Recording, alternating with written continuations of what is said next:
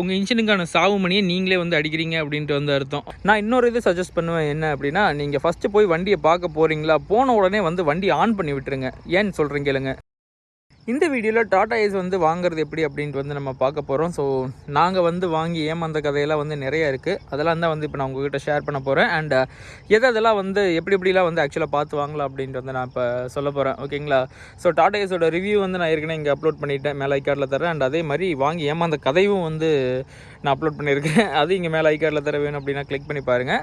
So first Tata Ace வந்து நீங்கள் வாங்க போகிறீங்க, இல்லை யாராச்சும் இங்கே ஒரு டாடா ஏஸ் இருக்குது, சரி நமக்கு செட் ஆகுமா அப்படின்னு போய் பார்த்துட்டு வரலான்ட்டு போக போகிறீங்க அப்படின்னா கூட வந்து ஒரு மெக்கானிக்கை கூப்பிட்டு போங்க. தயவு செஞ்சு ஒரு மிஸ்டேக் பண்ணாதீங்க. என்ன மிஸ்டேக் அப்படின்னா, இவர் வந்து இத்தனை வருஷம் டாடா ஏஸ் ஓட்டிக்கிட்டு இருக்கிறாரு, அதனால் இவருக்கு வந்து எல்லாமே வந்து தெரியும், டாப் டு பாட்டம் எல்லாமே வந்து சொல்லிடுவார், அவ்வளோ எக்ஸ்பீரியன்ஸ் இருக்குது ஓட்டுறதில் அப்படின்ட்டு யார் பேச்சையும் கேட்டுட்டு யாரையும் வந்து கூப்பிட்டு போயிடாதீங்க. ஜஸ்ட் மெக்கானிக்கை மட்டும் கூப்பிட்டு போவாங்க, அவங்க பார்த்துக்குவாங்க. நல்ல தெரிஞ்ச மெக்கானிக்காக வந்து கூப்பிட்டு போவாங்க. ஸோ அதுலேயும் வந்து நிறைய கான்ட்ரவர்சிஸ்லாம் வந்து இருக்குது. உங்களுக்கு ரொம்ப பழக்கப்பட்ட மெக்கானிக் இல்லை விசாரிச்சு பாருங்கள். ஏன்னா எல்லாத்துக்குமே வந்து ஒரு மெக்கானிக் வந்து தெரியும்.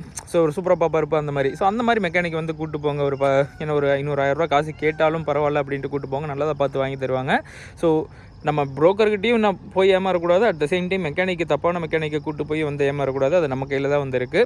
ஸோ மெக்கானிக் கூட்டு போனீங்க அப்படின்னா அவங்களே முக்கால்வாசி தான் பார்த்துருவாங்க. அதையும் தாண்டி நம்மளாம் வந்து எப்படி செல்ஃபாக பார்க்குறது அப்படின்ட்டு வந்து தான் இப்போ நான் ஃபுல் அண்ட் ஃபுல் சொல்ல போகிறேன். ஏன்னா நாங்கள் வாங்கி ஏகப்பட்ட செலவு வந்து பண்ணிட்டோம்.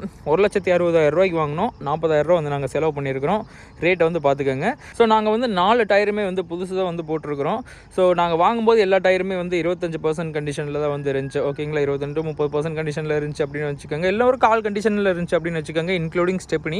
ஸோ நாங்கள் வாங்கி இன்னும் கொஞ்சம் நாளைக்கு அப்புறம் போட்டுக்கலாம் அப்படின்னு தான் வந்து இருந்தது. கொஞ்சம் தூரம் ஓட்டிட்டு அப்படி போட்டுக்கலான்ட்டு தான் வந்து இருந்துச்சு. பட் அன்ஃபார்ச்சுனேட்டாக ஒரு நடைக்கு போயிட்டு வந்தப்போ ரியர் டயரில் வந்து ஆன் ஏறி டயரே வந்து போயிருச்சு. ஓகேங்களா? உள்ளே வந்து நூல் எல்லாமே வந்து அப்படியே வெளியே வந்துருச்சு. ஸோ லோடு கொஞ்சம் ஹெவி அப்படிங்கிறனால அதனால் நாங்கள் பின்னாடி 2 செட்டையுமே வந்து மாற்ற வேண்டியதாக போயிருச்சு. பின்னாடி 2 செட் டயர் வந்து எவ்வளோ அப்படின்னு பார்த்தோம்னா 6,000 ரூபா. எம்ஆர்எஃப் வந்து ரேடியல் டயர் வந்து போட்டிருக்கிறோம். லோட் டயரு 6,000 ரூபா. முன்னாடி 2 டயரோட ரேட் எவ்வளோ அப்படின்னா 5,000 ரூபா. ஒரு டயர் வந்து 2,500 ரூபா. தெரிஞ்சவங்க கிட்ட வாங்கணும் அப்படிங்கிறனால அது கொஞ்சம் ரேட்டு கம்மி. ஓகேங்களா? இன்னும் ஒரு 1,000 ரூபாய்க்கு பக்கம் கம்மியாக வாங்கிட்டாங்க. ஸோ ஃப்ரண்ட் டயர் வந்து நாங்கள் எதுக்காக மாற்றணும் அப்படின்னா, கொஞ்சம் ஃப்ரண்ட் டயரில் வந்து வலுவலுங்கிற கண்டிஷனுக்கு வந்து போயிடுச்சு. ஸோ வண்டி வந்து நம்ம ஹைவேலே நேராக போயிட்டு இருந்தோம் அப்படின்னாலுமே வந்து வாபிளாக ஆரம்பிச்சிருச்சு. இத்தனைக்கு கின்பின்ல ஒரு துளி ஷேக் கூட வந்து கிடையாது. ஸோ அதனால தான் வந்து டயர் மாற்றி பார்க்கலாம் அப்படின்ட்டு தான் வந்து மாற்றினேன். டயர் மாற்றினதுக்கப்புறம் அப்படியே நூல் பிடிச்சி எப்படி போகுமோ அந்தளவுக்கு வந்து போச்சு. ஸோ ஷேக் எதனால் வந்துச்சு அப்படின்ட்டு எங்களுக்குமே தெரியாமல் இருந்துச்சு. மெக்கானிக் கிட்ட கொண்டு போய் விட்டதுக்கு கின்பின்ல ஷேக் அப்படின்னாங்க. எங்கள் அப்பா டிரைவர் அப்படிங்கிறனால கின்பின்ல வந்து ஷேக் பண்ணி பார்த்தாரு. கின்பின்லாம் வந்து ஒரு துளி ஷேக் கூட கிடையாது. அட்லாஸ்ட் இன்னும் 2-3 பேர்த்திட்ட விசாரிச்சதில் டயர் ஃப்ரண்ட் டயர் மட்டும் எனக்கு தெளிவாக இருக்கணும்ப்பா, இல்லைன்னா இப்படி தான் ஆகும் அப்படின்னாங்க. ஸோ ஃப்ரண்ட் டயருமே வந்து நாங்கள் ரீப்ளேஸ் பண்ணிட்டோம். நீங்கள் டயர் மாற்ற போகிறீங்க அப்படின்னா இதுதான் வந்து ரேட். ஸோ உங்கள் இதில் வந்து இன்னும் ஒரு 500-1000 ரூபா வந்து எச்சா இருக்கலாம். இங்கே வந்து ஃப்ரண்ட் 2 டயருமே வந்து 5,000 ரூபா, ரியர் 2 டயரும் வந்து 6,000 ரூபா. மெக்கானிக் வந்து இன்ஜினோட வேலை எல்லாத்தையுமே வந்து பார்த்துக்குவாங்க. ஸோ இன்ஜினை ஓட்டி பார்த்துட்டு எப்படி இருக்குது அப்படிங்கிறத வந்து பார்த்துக்குவாங்க. நான் இன்னொரு இது சஜஸ்ட் பண்ணுவேன், என்ன அப்படின்னா, நீங்கள் ஃபஸ்ட்டு போய் வண்டியை பார்க்க போகிறீங்களா, போன உடனே வந்து வண்டி ஆன் பண்ணி விட்டுருங்க. ஏன்னு சொல்கிறேன் கேளுங்க. வண்டி வந்து ஆன் பண்ணி ஓட விட்டுட்டீங்க அப்படின்னா வண்டி ரன்னிங்கில் இருக்கும். ஸோ இன்ஜின் வந்து ஹீட் ஆகும். அந்த ஹீட்டில் வந்து ரேடியேட்டர் ஃபேன் வந்து ஆன் ஆகும். அந்த இன்ஜினை வந்து கூல் பண்ணுறதுக்கு, இன்ஜின் ஹெட் ஆர் இன்ஜினை வந்து கூல் பண்ணுறதுக்கு ரேடியேட்டர் ஃபேன் வந்து ஆன் ஆகும். ஸோ மேக்ஸிமம் ப்ராப்ளமே வந்து அங்கே தான் வந்து ஸ்டார்ட் ஆகும். வண்டி வந்து ரன்னிங் கண்டிஷனில் இருக்குது அப்படின்னாலுமே வந்து நம்ம இதை செக் பண்ண வேண்டியது இருக்கும். ஸோ என்ன அப்படின்னா, ரேடியேட்டர் ஃபேன் வந்து கிட்டத்தட்ட சென்டர் முள்ள இருக்கும். ஆக்சுவலாக அந்த ஸ்பீடோமீட்டரில் பார்த்தீங்க அப்படின்னா இங்கே பாருங்கள், காமிக்கிறேன். ஸோ இதை வந்து அந்த டெம்பரேச்சர் முள்ளு. ஸோ வண்டி நீங்கள் ஆன் பண்ணிட்டு கொஞ்சம் தூரம் ஓட விட்டீங்க அப்படின்னாவே முள்ளு வந்து அப்படியே மேலே வரும். சென்டர் கோட்டை டச் பண்ணி இல்லை சென்டர் கோட்டுக்கு லைட்டாக மேலே போயிடுச்சு அப்படின்னா ரேடியேட்டர் ஃபேன் வந்து ஆட்டோமேட்டிக்காக ஆன் ஆகும். அப்படி ரேடியேட்டர் ஃபேன் வந்து ஆட்டோமேட்டிக்காக ஆன் ஆகிருச்சு அப்படிங்கும்போது உங்களுக்கு வந்து இன்ஜின் ஹெட்டில் வந்து எந்த ப்ராப்ளமும் இல்லை அப்படின்ட்டு வந்து சொல்லலாம். அப்படி ரேடியேட்டர் ஃபேன் வந்து ஆன் ஆகலை அப்படின்னா வந்து இன்ஜின் கூலும் ஆகாது, அட் த சேம் டைம் வந்து ரேடியேட்டர் பாயில் ஆக ஆரம்பிக்கும். இன்ஜின் ஹெட்டை வந்து போட்டு தள்ளிடும். ஏன்னா நான் அதில் அனுபவிச்சிருக்கிற இன்ஜின் ஹெட்டு நாங்கள் 2 தாட்டி வேலை பார்த்துருக்குறோம். 2வது தாட்டி தான் வந்து வேறு ஹெட்டே வந்து நாங்கள் மாற்றிட்டோம். சரிங்களா? ஸோ நீங்கள் ஒரு வண்டியை போய் பார்க்கும்போது அப்படி ஸ்டார்ட் பண்ணி விட்டுட்டீங்க அப்படின்னா நீங்கள் மற்றதெல்லாம் வந்து பார்த்துக்கிட்டு இருக்கலாம். ஃபார் எக்ஸாம்பிள் சேஸ் மற்றதெல்லாம் வந்து பார்த்துட்டு இருக்கும்போது வண்டி ரன்னிங்கில் இருக்கும், டெம்பரேச்சர் வந்து ஏறும், ஆட்டோமேட்டிக்காக வந்து ரேடியேட்டர் ஃபேனும் வந்து ஆன் ஆகிரும். ஸோ ஃபேன் ஆன் ஆகிருச்சு அப்படின்னா மேக்ஸிமம் வந்து ப்ராப்ளம் கிடையாது. அண்ட் அதை தாண்டி சில வண்டியும் வந்து இருக்குது, ரேடியேட்டர் ஃபேன் ஆன் ஆனாலும் இன்ஜின் ஹெட்டு வந்து கண்டிஷன் இல்லாமல் இருந்துச்சு அப்படிங்கிற ஒரு கேட்டகரிஸுமே வந்து இருக்குது. இல்லை அப்போதைக்கு வந்து எல்லாம் டியூன் பண்ணி வச்சுருக்கிறது அப்படி இப்படின்னு ஏதோ சொல்லுவாங்க. பட் எங்களுக்கு வந்து மேக்ஸிமம் ப்ராப்ளம் ரேடியேட்டர் ஆன் ஆகலை அப்படிங்கிறனால தான். சரிங்களா. இத்தனைக்கு நாங்கள் ஒயரிங் என்ன பிரச்சனை இருக்குன்ட்டு வந்து எல்லாத்தையும் பார்த்துட்டோம். ஒயரிங் எல்லாமே வந்து தெளிவாக இருக்குது. ஸோ ஒரு இதை வந்து நீங்கள் தெரிஞ்சுக்கணும் என்ன அப்படின்னா, ஹெட்டில் ஏதாச்சும் கம்ப்ளைண்ட் இருந்துச்சு அப்படின்னா தான் வந்து நமக்கு ரேடியேட்டர் ஃபேன் ஆட்டோமேட்டிக்காக ஆன் ஆகாது. ஏன்னா சென்சார் வந்து அங்கேருந்து வந்து சிக்னல் அனுப்பணும் ரேடியேட்டர் ஃபேன் ஆன் ஆகிறதுக்கு. அப்படி ரேடியேட்டர் ஃபேன் ஆன் ஆகலை அப்படிங்கும்போது ரேடியேட்டர் வந்து கூல் ஆகாது, இன்ஜினையும் வந்து கூல் பண்ணாது. ஸோ அதனால் ஓவர் ஹீட்டாக என்ன ஆகும் அப்படின்னா இன்ஜின் ஹெட்டை வந்து போட்டு தள்ளிடும். ஸோ ஃபஸ்ட்டு அதுக்கான சிம்டம் என்ன அப்படின்னா ரேடியேட்டர் வந்து பாயில் பண்ணி விட்டுரும். ஒன்ஸ் ரேடியேட்டர் பாயில் ஆயிடுச்சு அப்படின்னா உங்களுக்கு இன்ஜின் ஹெட்டில் வந்து ஏதோ கம்ப்ளைண்ட் இருக்குது அப்படின்ட்டு வந்து அர்த்தம். சரிங்களா. இதை நாங்கள் எங்கே தெரிஞ்சுக்கிட்டோம் அப்படின்னா ஈரோட்டில் வந்து சவாரி போகிறப்ப தான் வந்து தெரிஞ்சுக்கிட்டோம். ஸோ ரேடியேட்டர் ஃபேன் ஆன் ஆகவே வந்து கிடையாது. எங்களுக்கு வாங்கின புதுசில் இதெல்லாம் வந்து தெரியாது. ஸோ அதுக்கப்புறம் தான் வந்து கூடிய மெக்கானிக்கிட்ட கேட்டதுக்கு ரேடியேட்டர் ஃபேன் ஆன் ஆகும், அதுவே ஆட்டோமேட்டிக்காக வந்து ஆன் ஆகுங்க அப்படின்னு சொன்னாங்க. ஸோ அதுக்கப்புறமும் வந்து நாங்கள் என்ன அப்படின்ட்டு விட்டு பார்த்ததில் ரேடியேட்டர்லாம் வந்து அடைப்பு இருந்துச்சு, எல்லாமே வந்துருந்துச்சு. பட் எல்லாத்தையுமே இது பண்ணி போட்டுமே ரேடியேட்டர் ஃபேன் ஆட்டோமேட்டிக்காக ஆன் ஆகலை. மெக்கானிக்கும் என்ன சொன்னாங்க அப்படின்னா டேரெக்டாக லைன் கொடுத்துடலாம் அப்படின்ட்டு வந்து சொன்னாங்க. ஸ்விட்சை போட்டால் வந்து நமக்கு ரேடியேட்டர் ஃபேன் ஆன் ஆகும் அப்படின்ட்டு. அப்படியும் நாங்கள் டேரெக்ட் கனெக்ஷன் கொடுத்தோம் பார்த்தாச்சு. பட் டேரெக்ட் கனெக்ஷன் கொடுத்துமே ரேடியேட்டர் ஃபேன் ஓடிக்கிட்டு இருந்துமே எங்களுக்கு வந்து ரேடியேட்டர் பாயில் ஆச்சு. காரணம் இன்ஜின் ஹெட்டில் வந்து கம்ப்ளைண்ட். ஸோ அதனால தான் சொல்கிறேன், நீங்கள் வந்து ஒரு வண்டியை பார்க்க போகிறீங்க அப்படின்னா போன உடனே வந்து வண்டியை ஸ்டார்ட் பண்ணி விட்ருங்க. டெம்பரேச்சர் அது பாட்டுக்கு ஏறிக்கிட்டு இருக்கும். இன்னும் ஒரு 5-10 நிமிஷத்தில் வந்து டெம்பரேச்சர் ஏறிடும். அப்போவே வந்து உங்களுக்கு ரேடியேட்டர் ஃபேன் ஆன் ஆகுதா ஆகலையா அப்படின்ட்டு வந்து பார்த்துக்கலாம். அந்த சென்டர் கோட்டை தாண்டியுமே வந்து ரேடியேட்டர் ஃபேன் ஆன் ஆகலை அப்படின்னா ஏதோ ஒரு கம்ப்ளைண்ட் இருக்குது அப்படின்ட்டு வந்து நீங்கள் பார்த்துக்கலாம். எல்லோரும் என்ன சொல்லுவாங்க அப்படின்னா எலக்ட்ரிக்கல் கம்ப்ளைண்ட் தாங்க இருக்கும் அப்படிம்பாங்க. பட் அந்த எலக்ட்ரிக்கல் கம்ப்ளைண்ட் அப்படிங்கிறதெல்லாம் வந்து உருட்டு. எலக்ட்ரிக்கல் கம்ப்ளைண்ட் இருக்கலாம், சில வண்டியில் இருக்கலாம், பட் எல்லா வண்டியிலையும் இருக்காது. அண்ட் டாடா ஏஸை பொறுத்த வரைக்கும் எல்லா டாடா ஏஸ்லேயும் வரக்கூடிய காமனான ஒரு ப்ராப்ளம் என்ன அப்படின்னா இன்ஜின் ஹெட்டோட ப்ராப்ளம். ஸோ இப்போ நாங்கள் ஹெட்டு மாற்றி கிட்டத்தட்ட ஒரு 20,000 கிலோமீட்டர் ஓடி இருப்போம். ஸோ எனக்கு தெரிஞ்சு நாங்கள் அந்த ஹெட்டு மாற்றி வண்டி டெலிவரி எடுக்கிறப்போ இன்னொரு வண்டி ஹெட்டு மாற்றுறதுக்கு வந்துருந்துச்சு. ஸோ நாங்கள் எடுத்தப்போ தான் அவங்களும் வந்து டெலிவரி எடுத்தாங்க. ஸோ அவர் தான் சொன்னார், ஒரு ஹெட்டு மாற்றினா கரெக்டாக 80,000 கிலோமீட்டர் தாங்க வந்து ஓடுது. நாங்களும் எல்லாத்தையும் வந்து நோட் பண்ணி நல்லா கணக்கு வச்சு பார்த்துட்டா கரெக்டாக 80,000 கிலோமீட்டர் தான் வந்து ஓடுது அப்படின்ட்டு. அண்ட் மேக்ஸிமம் எல்லா டாடா ஏஸு ஷெட்டுக்கு போகிறதுக்கான முதல் காரணம் என்ன அப்படின்னா ஹெட்டு கம்ப்ளைண்ட் தான். ஓகேங்களா. ஸோ அந்த ரேடியேட்டர் பாயில் ஆகிறது ஹெட்டு கம்ப்ளைண்ட் தான் வந்து மேக்ஸிமம் வருது. காரணம் இதில் யூஸ் பண்ணுற ஹெட் வந்து அலுமினியம் ஹெட் யூஸ் பண்ணுறாங்க. ஸோ டக்குன்னு ஹீட் ஆகும், அதே மாதிரி டக்குன்னு வந்து கூல் ஆயிரும். ஸோ அப்படி வந்து உங்களுக்கு ரேடியேட்டர் ஃபேன் ஆட்டோமேட்டிக்காக வந்து ஆன் ஆகலை அப்படிங்கும்போது எலக்ட்ரிக்கல் கம்ப்ளைண்ட்டுன்னு சொன்னாங்க அப்படின்னா அதை வந்து நீங்கள் நம்ப வேண்டாம். நீங்கள் வந்து வேறு வண்டிக்கு போகிறது அப்படிங்கிறத வந்து என்னை பொறுத்த வரைக்கும் பெஸ்ட்டு. ஓகேங்களா. ஏன்னா நீங்கள் ஹெட்டு வேலை செஞ்சிட்டிங்க அப்படின்னா ஹெட்டுக்கு மட்டும் கிட்டத்தட்ட ஒரு 7,000 ரூபா வரும். லேபர் சார்ஜ் எல்லாமே சேர்த்து ஒரு 1,000 ரூபா வரும். ஸோ கிட்டத்தட்ட ஒரு 10 ரூபா ரவுண்டாக வந்து வச்சுக்கோங்க ஹெட்டு வேலை செய்கிறதுக்கு. சரிங்களா. அண்ட் ஹெட் வேலை செய்கிறதுலையுமே வந்து உங்களை ஏமாற்றுவாங்க. அதுக்கு வந்து நீங்கள் ரெடியாக தான் வந்து இருக்கணும். ஹெட் வேலை செய்கிறப்பல வந்து பக்கத்திலே தான் வந்து இருக்கணும். சேலானு சூடுன்னெலாம் வந்து சொல்லுவாங்க. பட் எல்லாமே வந்து உருட்டு தான். நீங்கள் ரொம்ப கேர்ஃபுல்லாக வந்து இருக்கணும். அதுதான் வந்து நான் சொல்ல வர்றது. ஏன்னா அவ்வளோ ஏமாந்துட்டு வந்து நாங்கள் வண்டியில் அவ்வளோ வேதனையில் வந்து நான் சொல்லிக்கிட்டு இருக்கிறேன். இப்போல்லாம் கொஞ்சம் இப்போல்லாம் கொஞ்சம் விட்டுட்டேன் அந்த விருப்பம் இதெல்லாம். ஸோ அவ்வளோ வந்து நாங்கள் இதில் ஏமாந்தாச்சு தெரியாமல். ஸோ இன்னொரு விஷயம் என்ன அப்படின்னா, நான் ஏற்கனவே சொல்லியிருப்பேன் ஃபஸ்ட்டு போனோடனே வந்து வண்டி ஸ்டார்ட் பண்ணி விட்ருங்க, ரேடியேட்டர் ஃபேன் வந்து ஆட்டோமேட்டிக்காக ஆன் ஆகணும் அப்படின்ட்டு. பட் இன்னொரு விஷயம் என்ன அப்படின்னா ரன்னிங்லேயுமே வந்து ரேடியேட்டர் ஃபேன் ஆட்டோமேட்டிக்காக ஆன் ஆகணும். ஓகேங்களா. நிற்கிறப்ப ஆட்டோமேட்டிக்காக ஆன் ஆகிறது ஓகே, நோ ப்ராப்ளம். பட் ரன்னிங்கில் வந்து பார்த்தீங்க அப்படின்னா இன்ஜின் ஹெட்டில் ஏதாச்சும் ப்ராப்ளம் இருந்துச்சு அப்படின்னா ஃபேன் வந்து ஆட்டோமேட்டிக்காக ஆன் ஆகாது. ஏன்னா நான் இதில் எக்ஸ்பீரியன்ஸ் பண்ணியிருக்கிறேன். ஏற்கனவே வந்து நம்ம லோடு வச்சு தான் வந்து ஓடிக்கிட்டு இருப்போம். ஸோ இன்ஜின் வந்து கொஞ்சம் கஷ்டப்பட்டு தான் வந்து அந்த லோடியே இழுக்கும் வண்டியோட சேர்த்து. அப்போங்கும்போது இன்ஜினோட ஹெட் வந்து ரொம்பவே வந்து ஹீட் ஆகும். ஸோ அந்த ஹீட்டை வந்து கூல் பண்ணுறதுக்கு தான் வந்து ஆக்சுவலாக அந்த ரேடியேட்டரே இருக்குது. ஸோ அந்த இன்ஜின் பிளாக்குள்ளே ஃபுல்லாக போயிட்டு வர்றதுக்கு. பட் அப்படி வந்து ஆட்டோமேட்டிக்காக ஆன் ஆகலை அப்படிங்கும்போது என்ன ஆகும்னா ரன்னிங்கில் வந்து ரேடியேட்டர் பாயில் ஆகும். ரேடியேட்டர் பாயில் ஆகிறது உங்களுக்கு எங்கே தெரியும் அப்படின்னா, நீங்கள் உள்ள அந்த கேபின்குள்ளே தண்ணி ஊற்றி வைங்க பார்த்தீங்களா ரேடியேட்டருக்கு. ஸோ அந்த டேங்கில் இருந்தால் வந்து ஆக்சுவலாக உங்களுக்கு பாயில் ஆகுமே. அது அங்கேருந்து அப்படியே பிடிங்கிரும். எங்களுக்குலாம் 2-3 தாட்டி வந்து பிடிங்கிருக்குது. இன்க்ளூடிங் இன்ஃபேக்ட் மெக்கானிக் பேட்டரியிலிருந்து ரேடியேட்டர் வேலை செஞ்சு எடுத்துகிட்டு வந்த உடனேவே வந்து பிடிங்கிருக்குது. ஸோ அதில் வச்சு தான் சொல்கிறேன், ரேடியேட்டர் ஃபேன் ரன்னிங்கில் ஆட்டோமேட்டிக்காக ஆன் ஆகணும் அப்படிங்கிறத வந்து முக்கியம். ஸோ இப்போ நாங்கள் எப்படி பண்ணிட்டோம் அப்படின்னா டேரக்ட் கனெக்ஷனும் இருக்குது, ஆட்டோமேட்டிக்காகவும் வந்து ஆன் ஆகும். நாங்கள் இப்போ என்ன பண்ணுறதுன்னா அந்த ஆட்டோமேட்டிக்கை நம்புறது கிடையாது, டேரெக்டாகவே வந்து நாங்கள் சுவிட்சை போட்டு விட்டுறது. இந்த சென்டர் கோட்டுக்கு பக்கம் வந்துருச்சு அப்படிங்கும்போது. ஸோ ரன்னிங்கில் ரேடியேட்டர் ஃபேன் ஆன் ஆகுதா ஆகலையா அப்படின்ட்டு வந்து பார்த்துக்கோங்க. எடுத்தோடனே கொஞ்சம் தூரம் ஓட்டினாலாம் வந்து ஆன் ஆகுது. நீங்கள் கிட்டத்தட்ட ஒரு 4-5 கிலோமீட்டர் வந்து ஓட்டணும். அந்த டெம்பரேச்சர் முள்ள வந்து அந்த சென்டர் கோட்டை தாண்டி மேலே வந்ததுக்கப்புறம் தான் எல்லா வண்டியிலுமே வந்து ரேடியேட்டர் ஃபேன் ஆன் ஆகும். ரன்னிங்கில் ஆன் ஆச்சு அப்படின்னா நோ ப்ராப்ளம் அப்படின்ட்டு வந்து சொல்லலாம். பட் ரன்னிங்கில் ஆன் ஆகலை அப்படின்னா வண்டியில் ஏதோ ப்ராப்ளம் இருக்குது, அதாவது இன்ஜின் ஹெட்டில் வந்து கண்டிப்பாக வந்து ப்ராப்ளம் இருக்குது அப்படின்னு நீங்களே வந்து தெரிஞ்சுக்கலாம். ஸோ அந்த வண்டியை அவாய்ட் பண்ணுறது ரொம்பவே வந்து நல்லது. இல்லை நீங்கள் வாங்கி சரி பண்ணிக்கிறேன் அப்படின்னா 10,000 ரூபா வந்து ஆகும். அதையும் வந்து நான் சொல்லிக்கிறேன். அண்ட் அதுக்கப்புறம் வந்து நீங்கள் வண்டியை ஓட்டி பார்க்கும்போது ஸ்டீரிங்கில் வந்து டேர்ன் பண்ணுறதுக்கு ஈஸியாக இருக்கா இல்லை டைட்டாக இருக்கான்ட்டு வந்து பார்த்துக்கோங்க. அதுக்கப்புறம் முடிஞ்சது அப்படின்னா அந்த ஃப்ரண்ட் வீலை வந்து ஜாக்கி வச்சு தூக்கி பார்த்து, ஸோ அந்த ஃப்ரண்ட் வீல் இருக்குது பார்த்தீங்களா, ஃப்ரண்ட் வீலை வந்து ஷேக் பண்ணுவாங்க. எப்படி ஷேக் பண்ணுவாங்க அப்படின்னா, அந்த ஒரு சைடு இப்படி பிடிச்சிக்கிட்டு, இல்லை 2 சைடு இப்படி பிடிச்சிக்கிட்டு இந்த சைடு அந்த சைடு இப்படி ஷேக் பண்ணுவாங்க. ஏன்னா கின்பின் ஷேக் இருக்குது அப்படின்ட்டு வந்து பார்க்குறதுக்கு.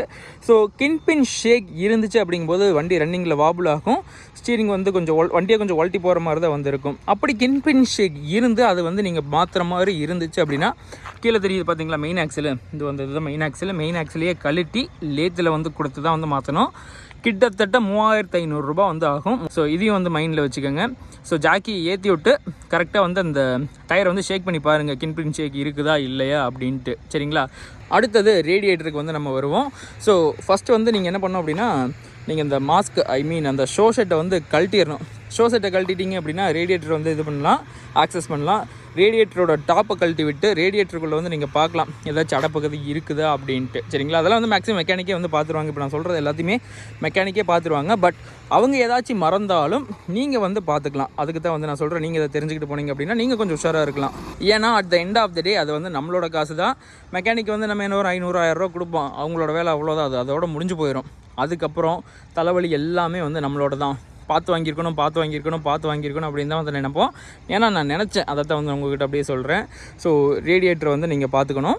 ரேடியேட்டரில் அடைப்பு இருந்துச்சு அப்படிங்கும்போது தண்ணி கரெக்டாக வந்து உள்ளே சர்க்குலேட் ஆகாது. அதுவுமே வந்து ரேடியேட்டர் வந்து பாயில் பண்ணிவிடும். ஏகப்பட்ட ப்ராப்ளம் அதுவே வைக்கும். அண்ட் ரேடியேட்டர் ப்ராப்ளம் பண்ணுச்சு அப்படிங்கும்போது இன்ஜின் ஹெட்டை வந்து போட்டு தள்ளிடும். ஸோ இதுதான் வந்து பிரச்சனை ஆகுமே டாடா ஏஸை பொறுத்த வரைக்கும். ரேடியேட்டரில் வந்து அடைப்பு எடுக்கிறதுல வந்து ஈஸி தான். கிட்டத்தட்ட ஒரு 350 ரூபா தான் வந்து கேட்பாங்க. சரிங்களா? ஸோ நாங்களாம் வந்து இப்போ கடைசி தாட்டி ஹெட் வேலை செஞ்சேன்னு சொன்ன பார்த்தீங்களா, அந்த ஹெட் வேலை செஞ்சப்பெல்லாம் பார்த்தீங்க அப்படின்னா ரேடியேட்டர் புதுசு, இன்ஜின் ஹெட்டு வந்து செகண்ட் ஹேண்டில் வந்து எங்களுக்கு 2021 மாடல் ஒன்று கிடச்சிது, அதை வாங்கி வந்து போட்டிருக்கிறோம். புது ஹெட் வந்து போட முடியாது அப்படின்ட்டாங்க. ஏன்னா புது ஹெட் போட்டோம் அப்படின்னா இன்ஜின் வந்து ஆக்சுவலாக ஹாஃப் கண்டிஷனில் இருக்குது.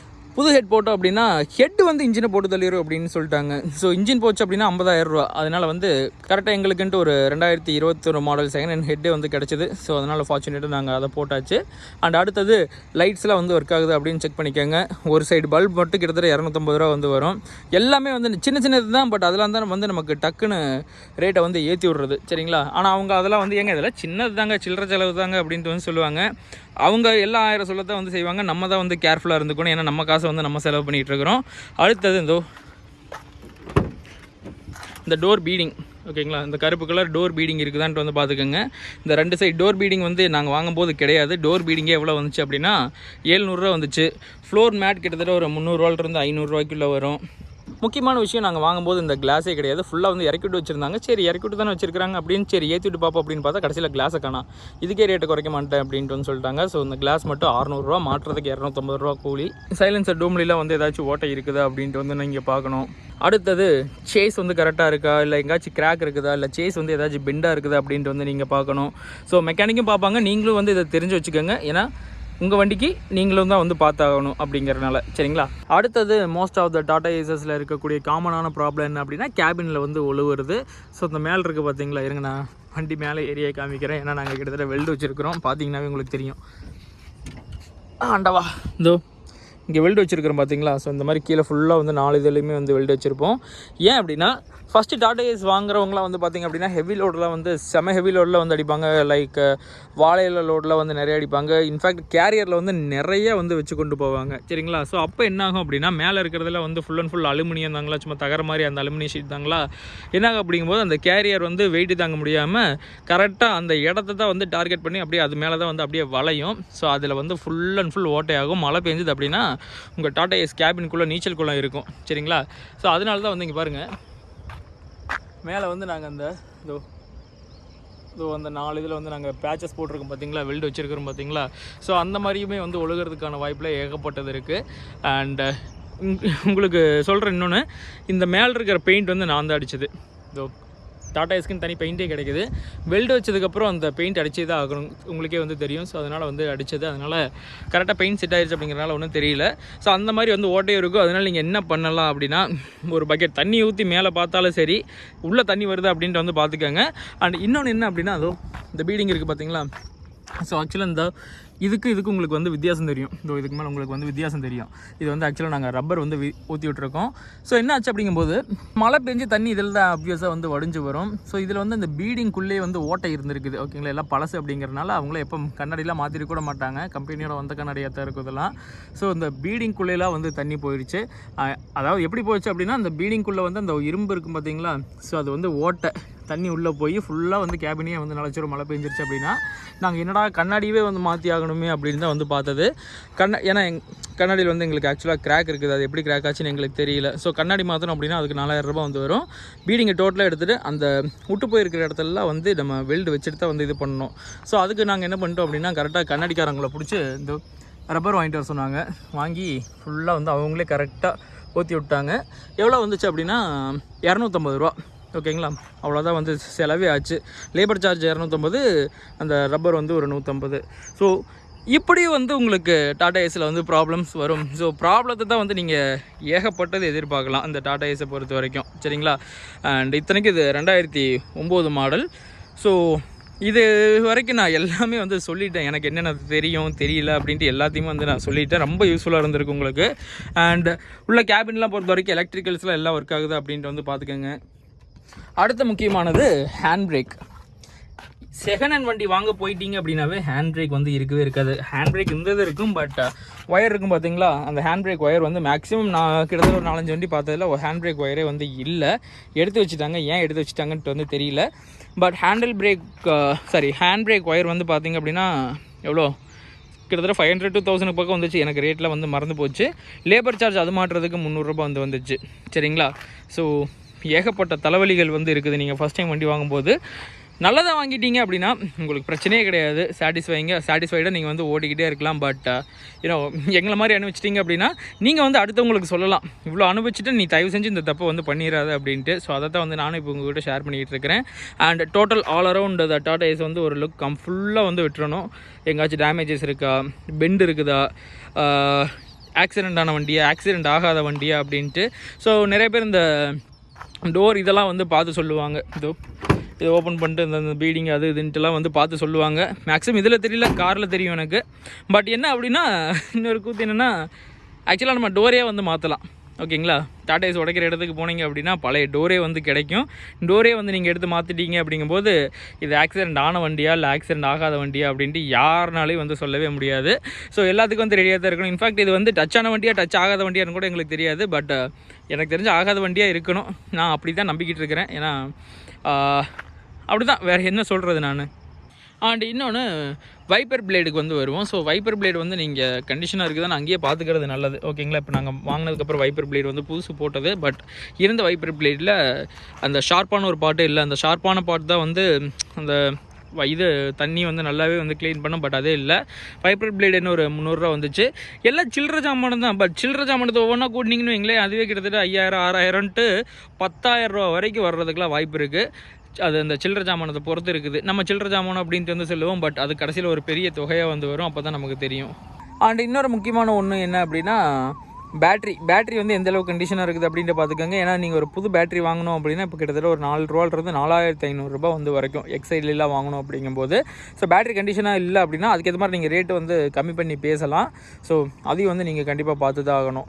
ஸோ இதெல்லாம் தான் வந்து நீங்கள் மேக்ஸிமம் பார்க்க வேண்டியது. இன்ஜின் டிபார்ட்மெண்ட்டை பொறுத்த வரைக்கும் எனக்குமே வந்து தெரியாது, அதை நம்ம மெக்கானிக்கிட்ட வந்து விட்டுறணும், அவங்க வந்து பார்த்துக்குவாங்க. பட் அதை தாண்டி நீங்கள் பார்க்குறதுலாம் இது தான். ஓகேங்களா, ரேடியேட்டர் ஃபேன் நிற்கிறப்ப ஆட்டோமேட்டிக்காக ஆன் ஆகுதுன்னு பார்க்கணும். அட் த சேம் டைம் ரன்னிங்லேயுமே வந்து ஆன் ஆகுதான்னு பார்க்கணும்.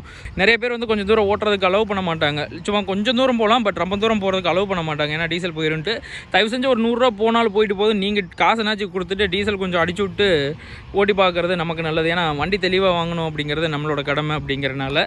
அண்ட் வாங்கினதுக்கப்புறம் 4 கட்டுமே வந்து நாங்கள் பார்த்தாச்சு. ஓகேங்களா, ஸோ 4 கட்டி இறக்கி பின்புஷ் வந்து புதுசு வந்து போட்டாச்சு.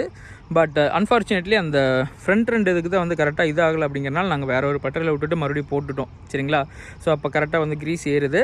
வாரத்துக்கு ஒரு தாட்டி வந்து க்ரீஸ் அடிச்சுக்கிட்டு இருக்கிறோம். அடுத்தது வாங்கின உடனே ஃப்ரண்ட்டு வீலோட வீல் பேரிங் இருக்குது பார்த்தீங்களா, ஸோ 2 சைடு வீல் பேரிங்குமே வந்து மாற்றியாச்சு. ரியருக்கு வந்து வீல் பேரிங் வராது, ஸோ ஃப்ரண்ட் 2ஓட வீல் பேரிங்கும் வந்து மாற்றியாச்சு. ஃப்ரண்ட்டுக்கு வந்து டிஸ்க் பிரேக் தான், ஸோ டிஸ்க் பேட்லாம் வந்து நல்லா தான் இருக்குது. ஐ மீன் இந்த பிரேக் பேட்லாம் வந்து நல்லாவே தான் இருந்துச்சு. ரியர் பொறுத்த வரைக்கும் பிரேக் லைனிங் வந்து பார்க்கணும். ஸோ எங்களோடதில் வந்து பிரேக் லைனிங் சூப்பராக இருந்துச்சு. பிரேக் லைனிங் கம்மியாக இருந்துச்சு அப்படின்னா புது பிரேக் லைனிங் வந்து நீங்கள் போட்டுக்கலாம். கம்மியாக தான் வந்து ஒரு இன்னொரு 1000 ருபீஸ்க்குள்ளே தான் வந்து வரும். ஸோ பிரேக் லைனிங் வந்து நீங்கள் புதுசாக போட்டுக்கணும்.